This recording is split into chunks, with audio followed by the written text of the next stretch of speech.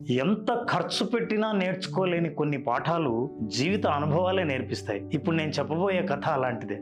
మరుగుతున్న నీళ్లలో ఓ కప్పను వేస్తే వెంటనే ఆ కప్ప గిన్నెలోంచి బయటికి గెంతుతుంది, తన ప్రాణాలని కాపాడుకుంటుంది. ఇంకా దానికి నోరుంటే, ఏంటి బ్రో నన్ను చంపాలనుకుంటున్నారా అంటుంది.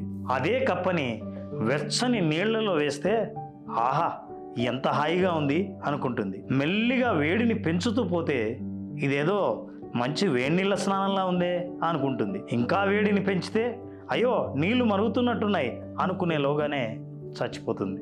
అందులోంచి బయటికి ఎగరలేక కాదు, రాబోయే ప్రమాదాన్ని ముందుగానే గుర్తించకపోవడం వల్ల. ఇది మనుషులకు కూడా పెద్ద జీవిత పాఠం.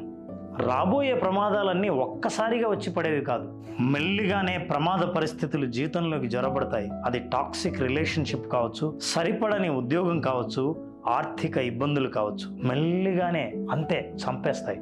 ఇప్పుడు ప్రశ్నించుకోవాల్సింది ఏంటంటే, మీరు కూర్చున్న పొయ్యి, మీరు అనుభవిస్తున్న సెగ, బయటికి దూకాల్సిన సమయం ఇదేనా? ఒక్కసారి ఆలోచించండి.